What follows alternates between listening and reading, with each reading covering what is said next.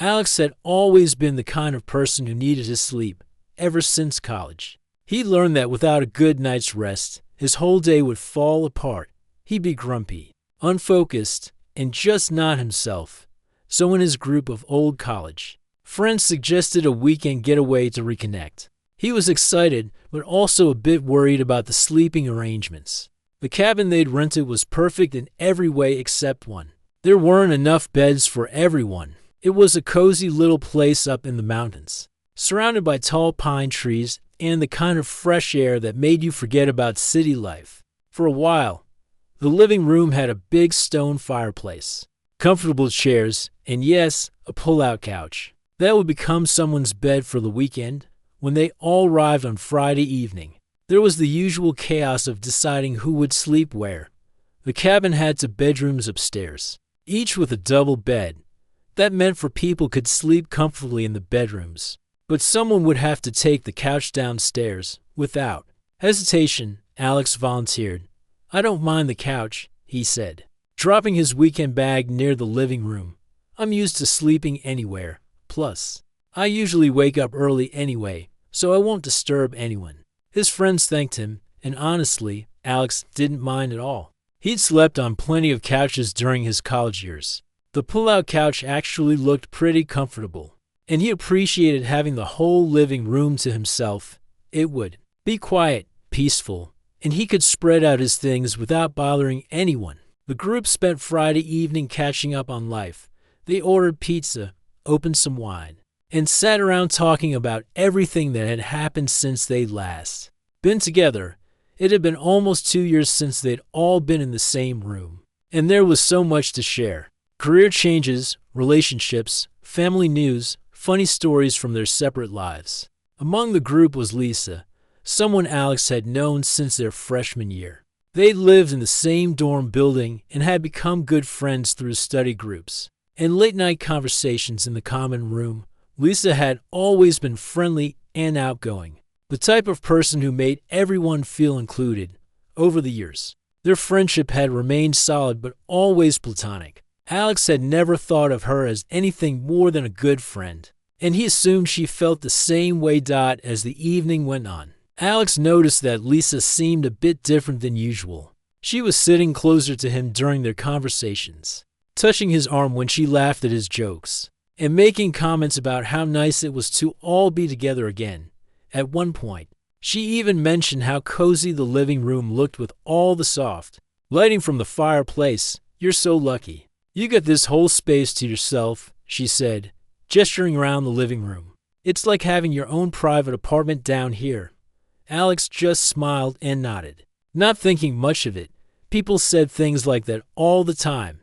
Besides, they'd all had a few glasses of wine with dinner, and everyone was feeling relaxed and friendly. Lisa had always been a touchy person anyway, the type who hugged everyone and didn't think twice about casual physical contact. By the time 11 o'clock rolled around, everyone was starting to feel tired. The drive up to the cabin had been long, and they planned a big day of hiking and outdoor activities for Saturday. One by one, his friends started heading upstairs to get ready for bed. "See you in the morning, Alex," they called out as they climbed the wooden stairs to the second floor. "Thanks again for taking the couch." "No problem," Alex replied, already looking forward to some quiet time alone. He spent a few minutes getting the pull-out couch ready, finding the sheets and pillows in the closet, and setting up his makeshift bedroom. The couch pulled out to create a reasonably sized bed, though it was definitely only meant for one person. He laid out his clothes for the next day, plugged in his phone to charge, and took a few minutes to enjoy the peaceful atmosphere of the living room.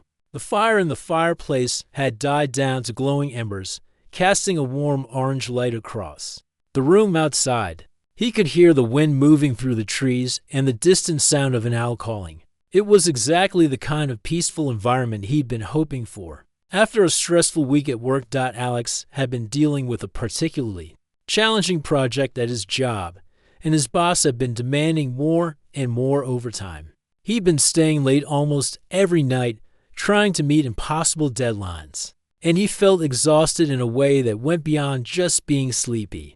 This weekend was supposed to be his chance to recharge, to remember what it felt like to relax, and enjoy himself.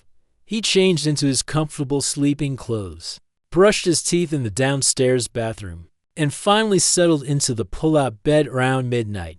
The house had grown quiet, with only the occasional creak of old wood settling and the soft sounds of his friends moving around upstairs as they got ready for bed.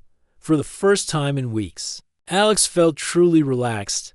The mountain air was cool and fresh. The bed was more comfortable than he'd expected, and he had the whole peaceful living room to himself. He closed his eyes, took a deep breath, and started to drift off to sleep, looking forward to a full night of uninterrupted rest. He had no idea that his peaceful night was about to be completely disrupted in a way he never could have expected. Alex was finally starting to drift into that perfect state between being awake and asleep. You know that feeling when your body starts to relax completely, and your mind begins to let go of all the thoughts from the day. The stress from work was melting away, and he could feel himself sinking deeper into the comfortable mattress of the pull-out couch. The living room was perfectly quiet now. Upstairs, he could hear the occasional footstep as his friends finished getting ready for bed. But even those sounds were fading as everyone settled in for the night. The last glowing embers in the fireplace were barely visible, creating just enough light to make out the shapes of the furniture around him. Alex had always been someone who fell asleep quickly when he was truly tired, and tonight was no exception. His breathing was starting to slow down, and he was maybe 5 minutes away from being completely unconscious after the long week he'd had. This felt like pure luxury. That's when he felt it. The couch moved slightly, just a tiny shift that made the springs creak softly. At first, his sleepy brain tried to dismiss it. Maybe it was just the old couch settling, or perhaps one of his friends was walking around upstairs and the vibration had traveled through the floor. These things happened in old cabins all the time. But then he felt it again. This time, it was definitely the mattress moving, like someone was carefully placing weight on the edge of the bed. Alex's eyes opened instantly, and his heart started beating faster. He stayed perfectly still, trying to figure out what was happening without making any noise himself. Through the dim light, he could make out a figure at the foot of the bed. Someone was there, moving very slowly and quietly, like they were trying not to wake him up. For a split second, his mind raced through possibilities. Was it one of his friends checking on him? Maybe someone needed something from the living room? Then he felt the blanket being lifted gently, and he realized with shock that someone was actually getting into the bed with him. His entire body tensed up as he felt the mattress dip and shift under the weight of another person. Someone was sliding under the covers right next to him. What? Alex started to whisper, but his voice came out as barely a croak. He was so surprised that he couldn't even form a complete sentence. SHH. It's just me. Came a quiet voice in the darkness. It was Lisa. She was settling in beside him on the narrow pull-out bed. Pulling the blanket over both of them like this was the most natural thing in the world. Alex's mind went completely blank for a moment. He couldn't process what was happening. Lisa was in his bed, wearing what felt like an oversized t-shirt, and she was making herself comfortable like she belonged there. The pull-out couch was definitely not designed for two people, and her presence made the space feel incredibly cramped and awkward. Lisa, he whispered, trying to keep his voice low so he wouldn't wake the others upstairs. What are you doing? She shifted closer to him, and Alex instinctively tried to move away. But there was nowhere to go. The couch was narrow, and he was already pressed against the back cushions. Any movement he made to create space only seemed to give her more room to spread out. I couldn't sleep upstairs, she whispered back, her voice barely audible. The room is way too hot, and Kelly is making so much noise. I keep tossing and turning, and I thought this would be much more comfortable. Alex stared up at the ceiling, trying to process what she was saying. The room upstairs was too hot. That seemed like a problem that could be solved by opening a window or asking to switch rooms with someone else. And while Kelly did sometimes breathe heavily when she slept, it had never seemed loud enough to keep anyone awake before. But Lisa, Alex said, still whispering, "This couch is barely big enough for one person. There's not enough room for both of us." He could feel her shoulder touching his arm. And every time either of them moved even slightly, they bumped into each other. The blanket was being pulled in different directions, and Alex was starting to feel claustrophobic. This was definitely not the peaceful night's sleep he had been looking forward to. "It's fine," Lisa whispered back. "We're both small people. There's plenty of room if we just don't move around too much." But it wasn't fine, and Alex knew it. The physical space was definitely too small, but that wasn't even the biggest problem. The real issue was that Lisa had just climbed into his bed without asking, without any discussion, and without any consideration for how he might feel about it. She had made a decision that affected both of them, but she had only asked herself if it was okay. Alex lay there in the darkness, feeling completely wide awake now. His heart was still beating fast, and his mind was racing with thoughts about what to do next. He wasn't angry exactly, but he felt uncomfortable in a way that was hard to describe. It was like someone had entered his personal space without permission, and now he didn't know how to handle the situation without making things awkward for everyone. The stress he had been trying to escape from was flooding back into his body. Instead of the peaceful rest he had been craving, he was now lying stiff, intense, hyper-aware of every movement and sound around him. This was not at all how he had imagined his relaxing weekend would begin. Alex lay there in the darkness, staring at the ceiling and trying to figure out what to do next. This was definitely not a situation they taught you how to handle in school or at work. How do you tell a good friend that they've made you uncomfortable without hurting their feelings or making the whole weekend weird for everyone? The pull-out couch creaked softly every time either of them moved even slightly. Lisa seemed to be getting comfortable, adjusting her position and pulling the blanket more evenly over both of them. But every adjustment she made only reminded Alex of how cramped and awkward the situation had become. He tried to stay perfectly still, hoping that maybe if he didn't move or say anything, Lisa would realize on her own that this wasn't working and go back to her room. But as the minutes ticked by, it became clear that she had no intention of leaving. In fact, she seemed to be settling in for the entire night. The narrow space meant that no matter how either of them positioned themselves, some part of their bodies was touching. An elbow here, a shoulder there, feet getting tangled up at the bottom of the bed. Alex found himself pressed against the back of the couch, trying to create as much space as possible between them. But it wasn't helping much. "This isn't really working," Alex finally whispered, trying to sound gentle but clear. "The couch is just too small for two people." Lisa shifted beside him, and he could hear the smile in her voice when she responded, "Oh, come on, Alex, it's not that bad. Remember back in college when we all used to pile into someone's tiny dorm room to watch movies? We'd have like 6 people crammed onto one little bed, and nobody complained." Alex remembered those times, but this felt completely different. Those were group situations with everyone fully clothed, sitting on top of the covers, watching a movie with the lights on. This was to people under blankets in the dark, in what was supposed to be his private sleeping space. "That was different," he said quietly. "This is supposed to be where I sleep for the night. I was really looking forward to getting some rest." But Lisa didn't seem to understand what he was trying to say. She just laughed softly and said, "We can both get rest. I promise I don't move around much when I sleep. You probably won't even know I'm here."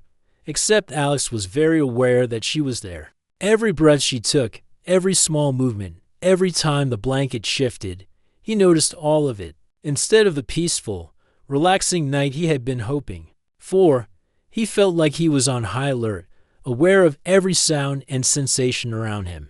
He tried a different approach. "Lisa, I think you'd be more comfortable in your own bed upstairs. You have much more space there, and you won't have to deal with this old couch that probably makes noise every time someone moves." "But it's so hot up there," she replied, "and Kelly really is making noise. I think she might be getting sick or something because her breathing sounds all stuffy. Down here is so much cooler and quieter." Alex wanted to point out that it wasn't quiet anymore, not with two people trying to share a space meant for one. But he was trying hard to be polite and not make her feel bad. Lisa was his friend, and he didn't want to hurt her feelings or create drama that would affect the whole group's weekend. 20 minutes passed, then 30. Alex could hear his friends upstairs settling in for the night. Doors closed, footsteps stopped, and the house grew quiet except for the occasional creak of old wood. Everyone else was probably fast asleep by now, getting the restful night that Alex had been looking forward to. Instead, he was lying there wide awake, feeling frustrated and uncomfortable.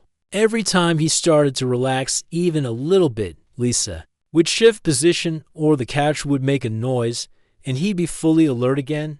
His neck was getting stiff from trying to stay in one position, and his shoulder was starting to ache from being pressed against the back cushions. "Are you comfortable?" Lisa whispered at one point, apparently noticing that he wasn't moving much. "Not really," Alex answered honestly.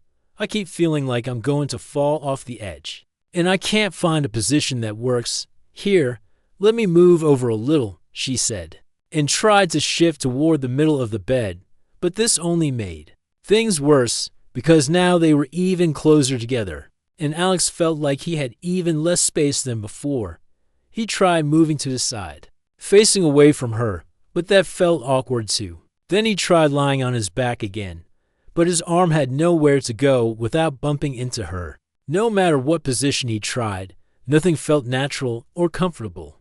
The stress that had been building up all week was coming back in full force. His jaw was clenched, his shoulders were tense, and his mind was racing with thoughts about how to handle this situation. This was supposed to be his escape from stress, his chance to recharge and feel refreshed. Instead, he felt like he was dealing with a problem that was even more uncomfortable than the work issues he'd been trying to forget about.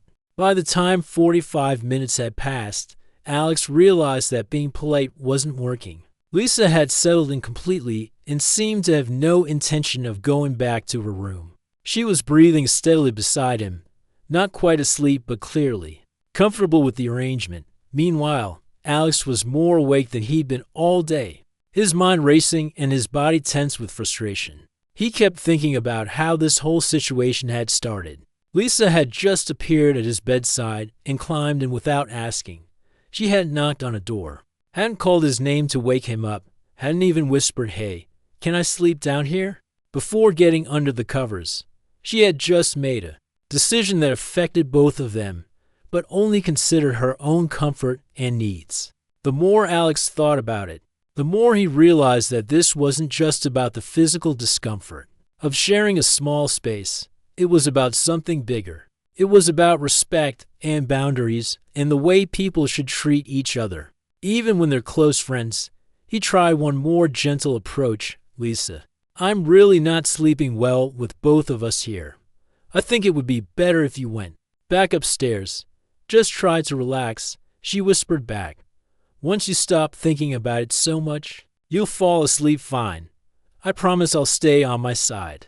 But that wasn't the point, and Alex was starting to feel frustrated that she didn't seem to understand what he was trying to tell her.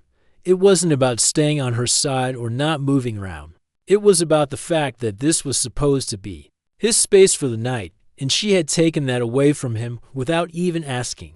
Alex took a deep breath and made a decision. He was going to have to be more direct, even if it made things uncomfortable.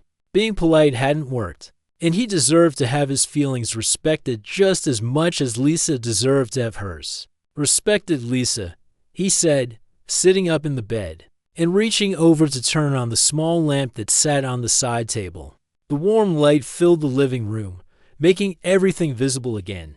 "I need to talk to you about this." Lisa blinked in the sudden light and sat up too, looking surprised by the serious tone in his voice.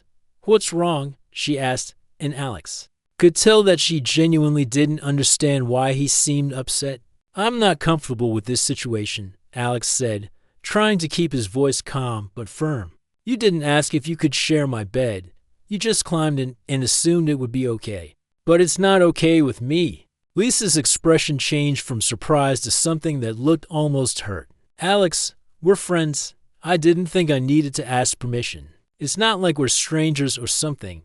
But that's exactly the point, Alex replied. Even because we're friends, you should have asked, actually, especially because we're friends. Friends are supposed to respect each other's boundaries and make sure the other person is comfortable with things. He could see that Lisa was starting to look defensive. Her arms crossed over her chest as she sat there in the lamplight. I can't believe you're making such a big deal out of this. I just needed somewhere to sleep. And there's plenty of room for both of us if you just relax about it. There isn't plenty of room, Alex said, gesturing to the narrow pull-out bed. Look at this couch. It's barely wide enough for one person, and even if it was bigger. That's not the real issue here. Lisa rolled her eyes slightly, which made Alex feel even more frustrated. It was like she thought his concerns weren't valid or important. So what is the real issue then? She asked. Alex paused for a moment, trying to find the right words to explain something that felt so obvious to him. The real issue is that you made a decision about my personal space. Without including me in that decision, you decided that sharing my bed was okay. But you never asked me if I was okay with it. It's just sleeping, Lisa replied. We're not doing anything wrong. I don't understand why you're being so weird about this. That comment made Alex feel a flash of real anger for the first time that night. I'm not being weird, he said, his voice getting a little louder before he remembered to keep it down, so they wouldn't wake the others. I'm trying to explain to you that people have the right to say no to things that make them uncomfortable, even if those things seem small or harmless to someone else. Lisa was quiet for a moment, looking round the room as if she was seeing it differently for the first time. The silence stretched between them, and Alex wondered if she was starting to understand his point of view or if she was just getting more annoyed with him. If the situation was reversed, Alex continued, and I had climbed into your bed upstairs without asking, how would you feel? What if you were just settling into sleep, and suddenly I was there under your covers, telling you it was no big deal and you should just relax about it?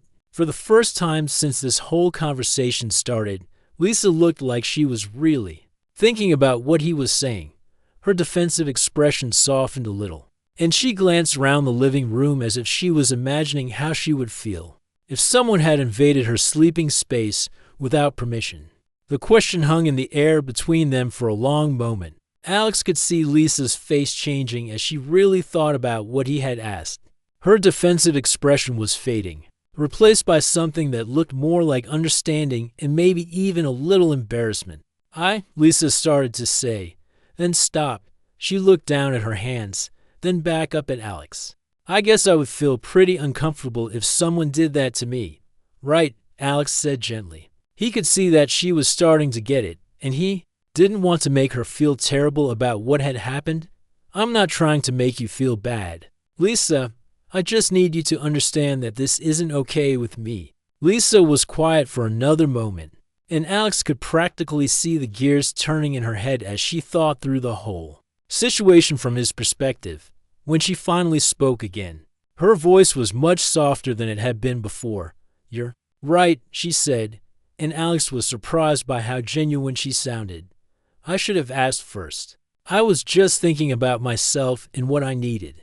And I didn't stop to think about how you might feel about it. Alex felt a wave of relief wash over him. Finally, they were having a real conversation about this instead of just talking past each other.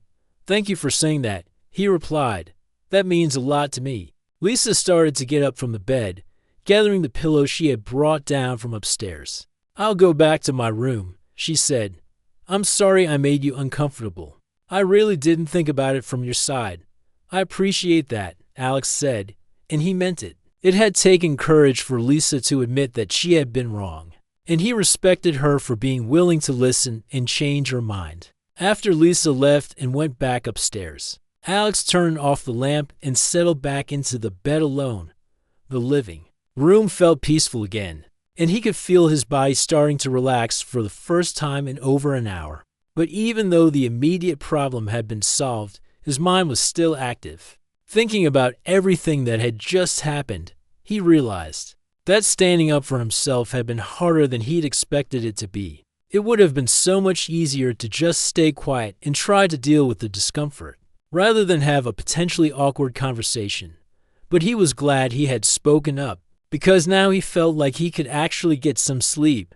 The next morning came sooner than Alex would have liked, but he had managed to get several hours of decent rest after Lisa left. When he made his way to the kitchen for coffee, he found his friends already gathered around the breakfast table, talking about their plans for hiking that day. Lisa was there too, and Alex felt a moment of uncertainty about how things would be between them. But when she saw him, she smiled and said good morning in a normal, friendly way. There was no weird tension or awkwardness, which was a relief later. While the others were getting ready for their hike, Lisa approached Alex privately. "I wanted to apologize again for last night," she said. "I've been thinking about it since. I went back to my room, and I realized I was being really inconsiderate." "Thanks, Lisa," Alex replied. "I'm glad we were able to talk about it. I think I was dealing with some stuff of my own and wasn't thinking clearly," she continued. "That's not an excuse, but I wanted you to know that I understand now why what I did wasn't okay." Alex was impressed by how thoughtful her apology was. It showed that she had really reflected on the situation and understood the bigger picture, not just the specific incident. "I appreciate you saying that," he told her, "and I'm glad we're still friends." "Of course we're still friends," Lisa said with a smile. "Actually, I think we're better friends now because we were able to have that honest conversation." As the day went on, Alex found that Lisa was right. The weekend continued to be fun and relaxing, and if anything, his friendship with Lisa felt stronger than before. They had worked through a difficult situation together, and both of them had learned something important about communication and respect. The experience taught Alex a valuable lesson about the importance of speaking up for himself, even when it felt uncomfortable. He realized that he had a tendency to try to avoid conflict by staying quiet about things. That bothered him, but that approach didn't actually solve anything. It just made him feel frustrated and resentful. He also learned that most people, like Lisa, aren't trying to be disrespectful on purpose. Sometimes they just don't realize how their actions affect others. But when you explain your feelings clearly and give them a chance to understand, most people will try to do better. The weekend in the mountains became one of Alex's favorite memories, not just because of the beautiful scenery and time with friends, but because it was when he learned that he could stand up for himself in a kind but firm way. It was a skill that would serve him well in many other situations throughout his life, both with friends and in other relationships. Looking back, Alex was grateful that the whole thing happened. It might have been uncomfortable in the moment, but it taught him something valuable about boundaries, communication, and respect that he would carry with him forever.